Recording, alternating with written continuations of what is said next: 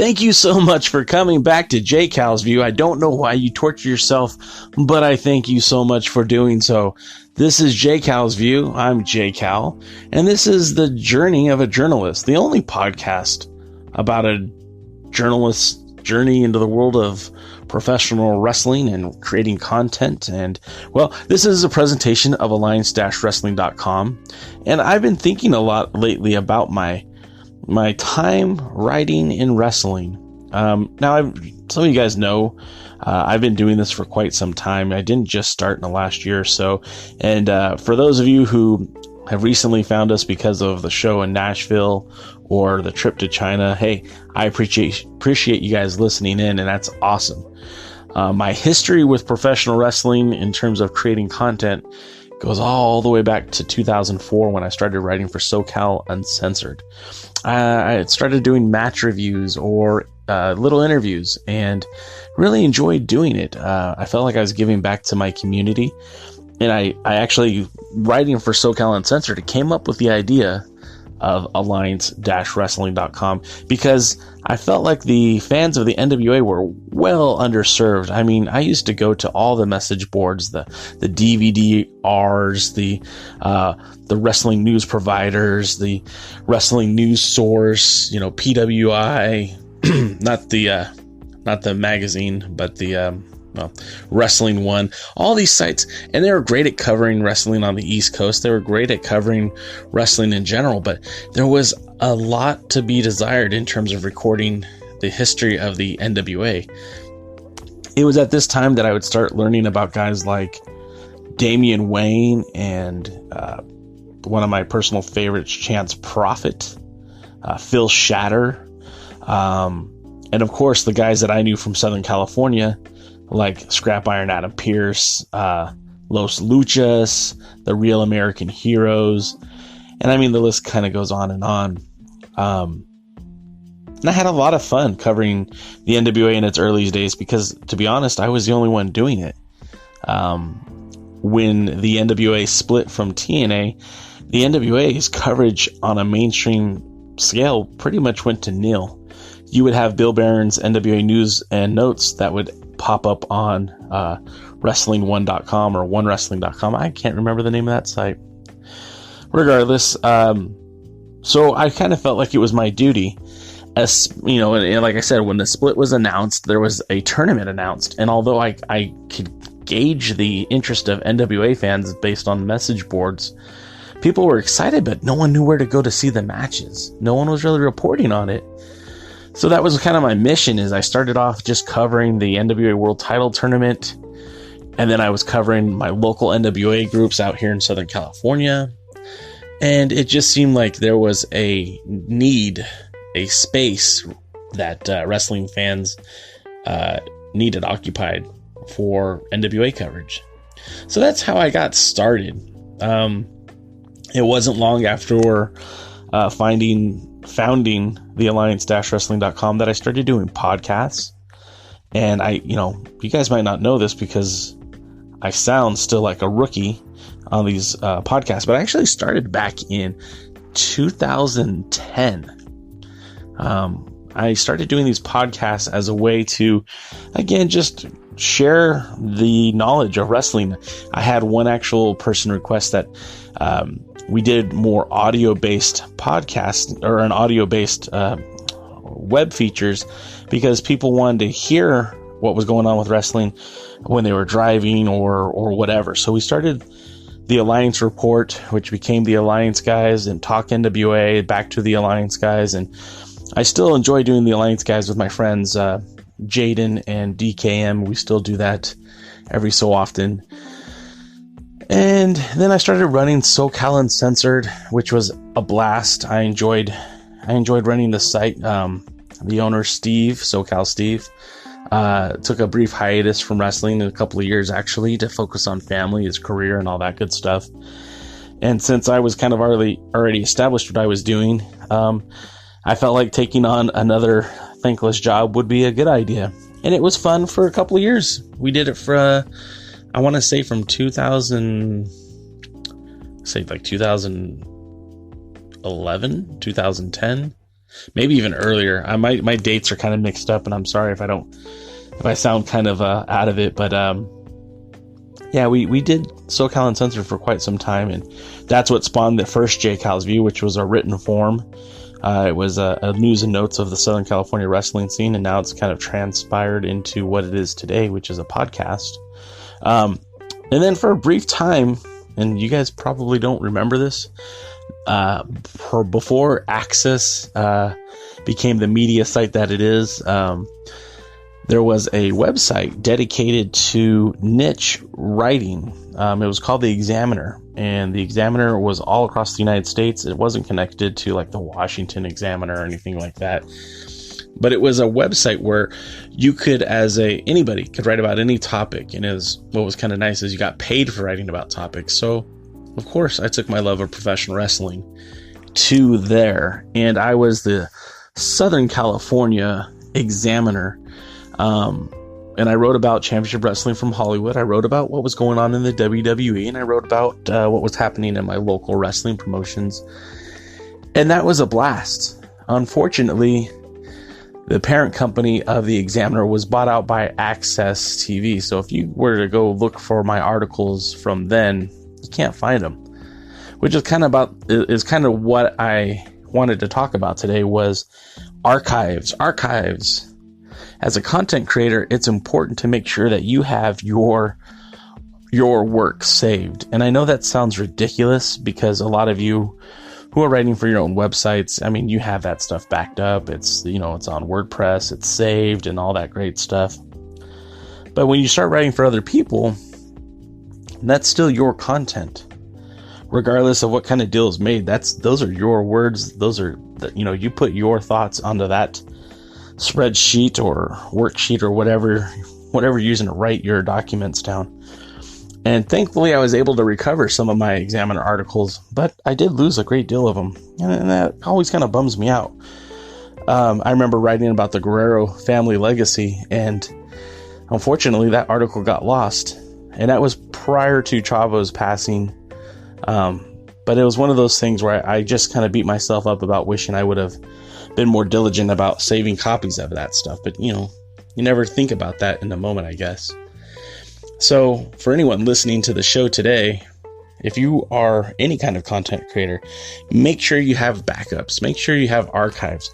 You never know when whatever social media site you're posting on goes out of business or you get banned or blocked or whatever, and your content just disappears. Make sure you have backups, and that includes your videos. It's not expensive to buy a little hard drive and save everything on it. Don't count just on the cloud because, things could happen. You could lose access to these things. I've seen it happen before. And, kind of what brought this up today too is I was actually looking for some audio, and I found an audio that I recorded with my good friend David Marquez, who is the promoter of Championship Wrestling from Hollywood. This is from 2 years ago. We were talking about the NWA Worlds Heavyweight title coming back to Hollywood. So listen to this message and then hear Dave and I talk from 2 years ago.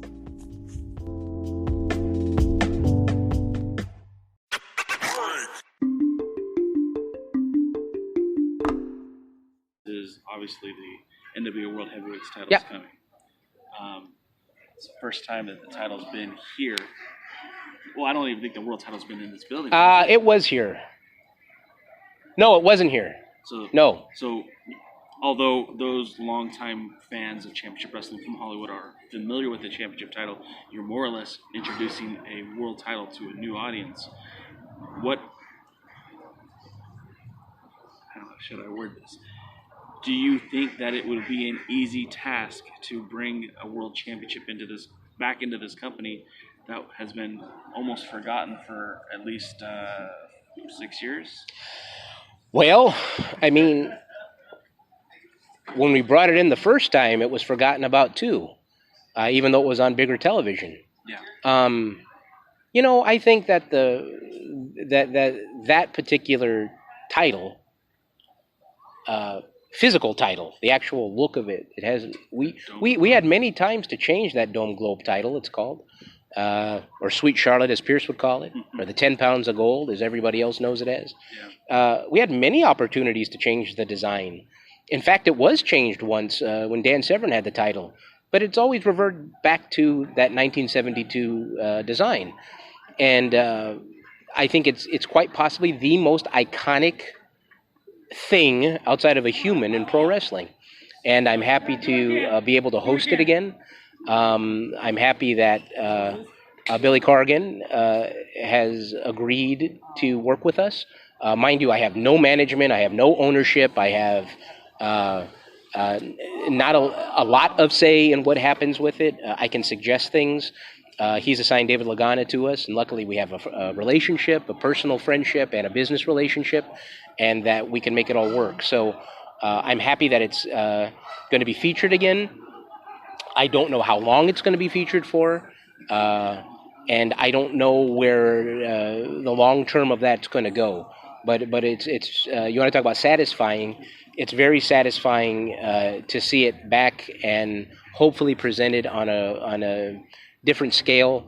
And just so you know, Tim Storm is the guy coming in as the world champion. We're not changing anything that's in place right now.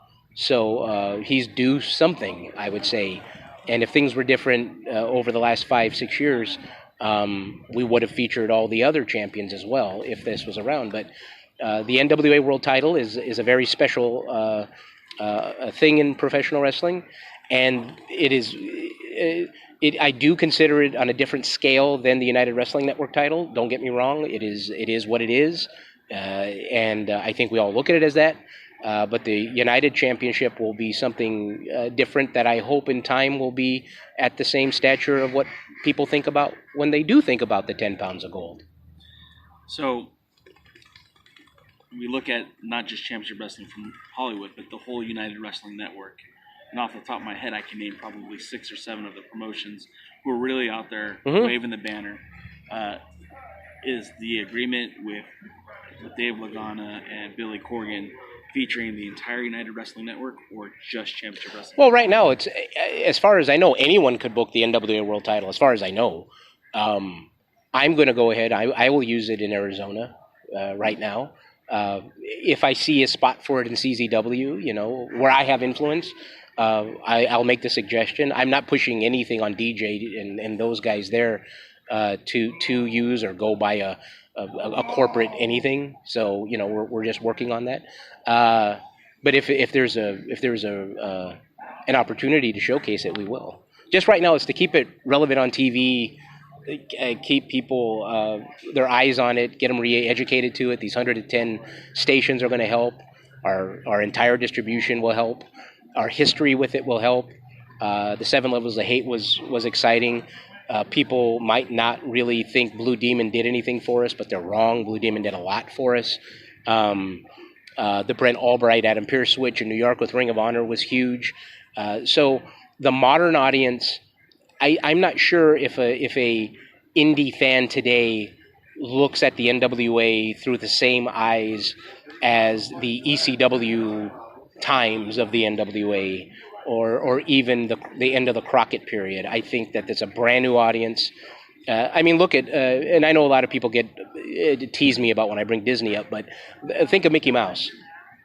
Think of how many incarnations or how many varieties of a Mickey Mouse item you can buy and how he looks and his shape, and Mickey Mouse that's on television or the internet right now as we speak versus the Mickey Mouse you see in the park or the Mickey Mouse toy that you might buy for someone or the Mickey Mouse of the 1950s or Mickey Mouse of the 1940s or the Mickey Mouse of the 1920s. It's completely different. And that's how I see this when people say, like, what did Billy Corrigan buy? That's the big dig right now. What did he buy? Well, I think he bought an opportunity. Right. And he has, imagine if they didn't go with Tesla and they put Tucker on the car. Right. You know what I'm saying? Sure. So we have that opportunity again to try to tell new stories using an incredible icon. Cool, Dave. Thank you for your time. Sure.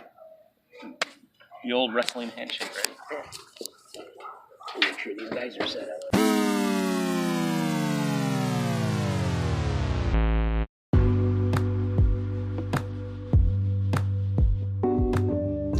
there was so much history of that NWA Worlds Heavyweight Championship prior to 7 Levels of Hate that were just shown in Hollywood, that the title was a centerpiece there.